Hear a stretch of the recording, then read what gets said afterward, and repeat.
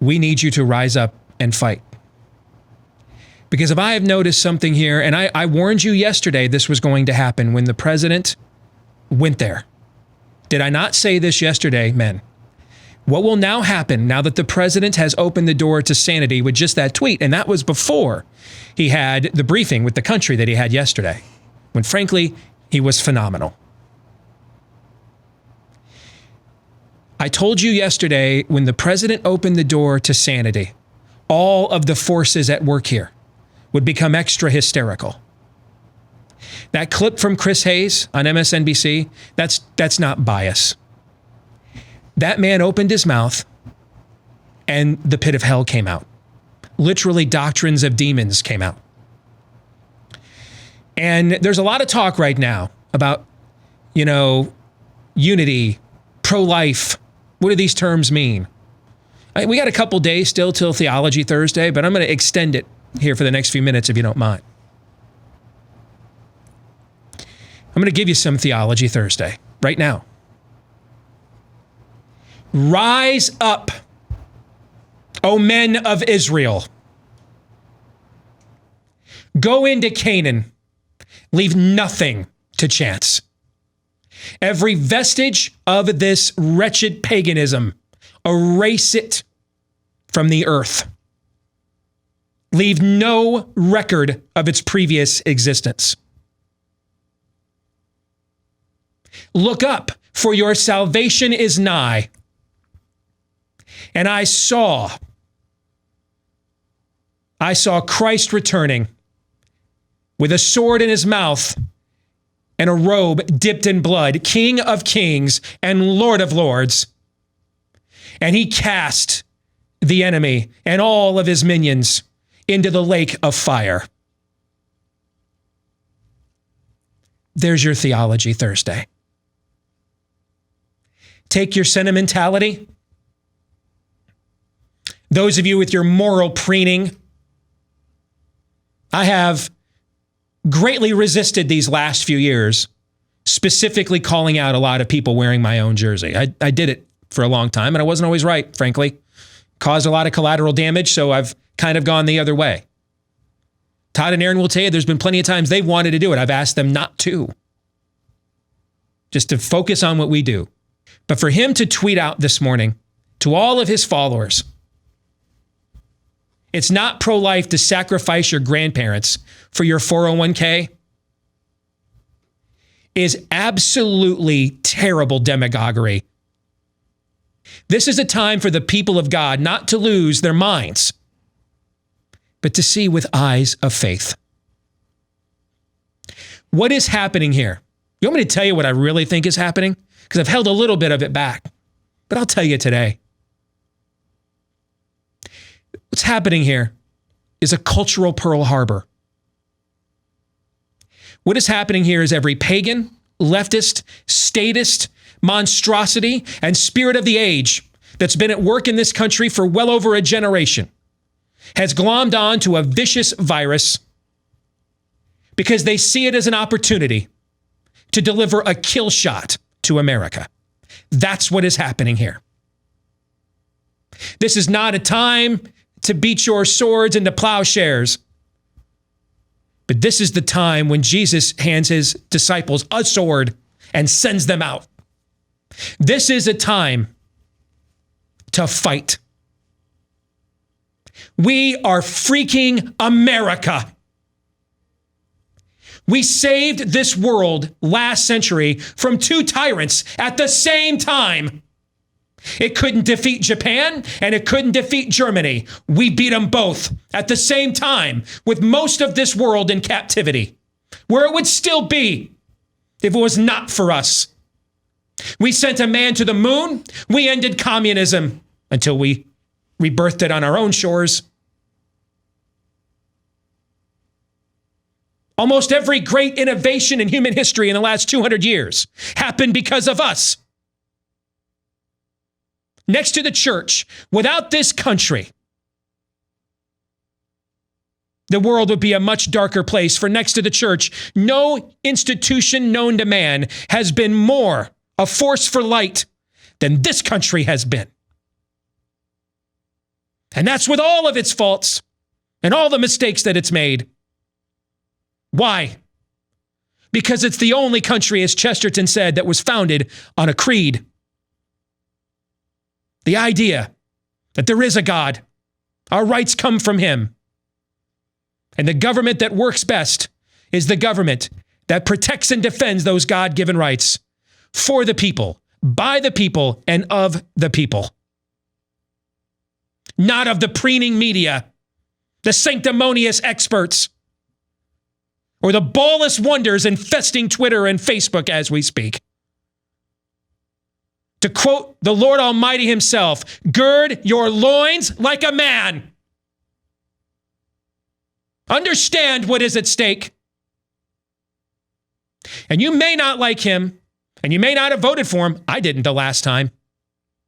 But there is literally one human being right now in America who has any real power, who's listening to you.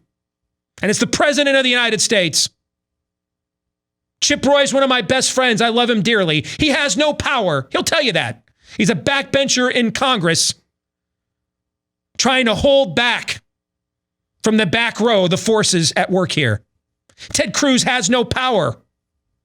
He's not the Senate Majority Leader or Minority Leader or in any Senate leadership position whatsoever. Name somebody else. Mike Lee, anybody else you like. There is one human being I can see right now with any real power that can make things happen right now, who has shown he is willing to listen to the people. And that was the President of the United States yesterday. You better have his back. And you can save all your concerns about what happened 3 years ago, 4 years ago, or a marriage 20 years ago. None of that's relevant right now. What's relevant right now is everything that has cursed us as a people for a generation. All the fear, all the hysteria, all the bias, all the paganism, all of it. It's all coming home to roost. It's converging right now. Some people are fine with destroying our way of life because they hate it. Others are just buying into the hysteria. You want some hysteria? Here's your hysteria. As at the time we went on the air, 0.000, that's 3 zeros, 146 of Americans have tested positive for coronavirus. 0.000146. You just heard the governor of Florida, second largest elderly population in America, and he's got 20 counties that don't even have one case. And his people, why aren't you shutting us down? I don't know, because I'm not dumb. Right now, 0.0000050 of Americans have perished because of coronavirus. But yes, by all means, let's risk a Great Depression where you will see, you want a pro-life, you want to show me your pro-life credentials, let me give you some. You destroy a people's way of life with a Great Depression, and you'll see suicide rates skyrocket, divorces skyrocket, family dysfunction skyrocket, abortions skyrocket. All kinds of people will make decisions like, can't afford that mouth to feed. How about medical treatments and ailments? Not there. Sorry, we couldn't treat that lump in your breast. We discovered it too late. You lost your health insurance, didn't come in and get it checked a year ago, and it's too late. Say your goodbyes. I'm sorry, that cancer metastasized. If only you had detected it, with your annual, when it was just an ovarian cyst. But alas, say your goodbyes.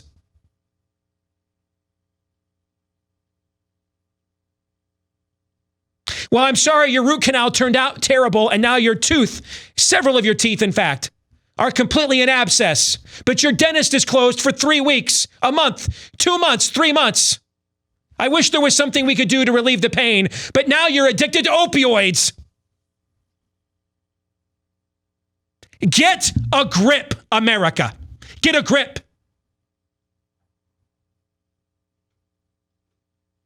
We're the city on a hill here. Act like it. Surely there must be a way to defend the Marty Pales of the world without destroying our way of life. Somehow we managed to occupy Iraq and Afghanistan into perpetuity. But America kept going. Everybody who's ever believed you never let a good crisis go to waste is making sure they do not waste this one. It is the ultimate one. And it's perfect. It's perfect for the enemy. It's right out of the pit of hell.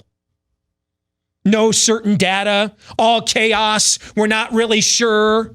We're just making it up as we go along.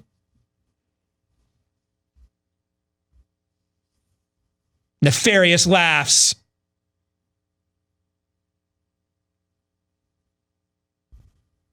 Right now, there's one person with any power right now who seems willing to wield it in the way God intended for all of his thoughts, for all of his faults. But what I saw up there yesterday, I wanted to see this for 5 years. When I first entertained the notion that I could ever align with such a person way back in those Iowa caucuses, I wondered, could the Nebuchadnezzar argument, not real convincing to me because he was terrible. And the argument, well, God works through flawed people. It's a specious argument. We're all flawed. We've all sinned. And so therefore God could only work through flawed people. That argument's irrelevant to me. What I wanted to see, though, was could he be a Samson? Could he be somebody that, you wish you didn't have certain proclivities in the red light district, but when you needed him the most, said, Lord, on my last breath, let me plunge the fish demon Dagon down face first into the dirt and take these pillars of this wretched temple with me. And what I saw yesterday was really, for the first time, maybe it was there before, but it was the first time I saw it. I saw that kind of resolve. I saw that. I saw a Churchillian level of resolve. And that's coming from somebody that the last 5 years has probably called him every name in the book. And most of them are probably true.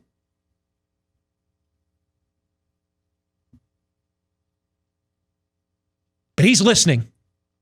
And right now, all of the forces at work to end your way of life are going to do everything they can to drown him out. Are going to do everything they can to convince him he can't do this. Nobody's talking about, hey, let's have an NBA game with 30,000 people in an arena tomorrow. Anybody ever said that? Nobody's talking about being stupid. Except the people who say, just stay shut down forever, end your way of life, don't consider the collateral damage to it. And we can't tell you when it's going to end. We can't tell you what victory looks like. Have we not in this country, how many of our best and brightest since 9/11 have died because of that kind of expertise? We can't tell you what a win is in Iraq. We can't tell you what a win is in Afghanistan, only what is a loss. What was the human capital of that? How many fathers and mothers, sons and daughters, inventors, healers, expositors? What was the cost of what we sacrificed for peoples and countries and civilizations that hate us? Only because we were afraid to be the people we have been called to be. Well, this is your last chance, probably. You blow this, you'll be shocked at how fast socialism will sweep the country, because the only thing left will be government. It'll be the only hope anybody has. Like I said last week, it'll be pointless for Bernie Sanders to stay in the race. He won. He won. You cannot tell me we can go halfway across the planet 10 years ago to find the cow that started mad cow disease, but we cannot protect our elderly without mortally wounding ourselves. Think, people. Think!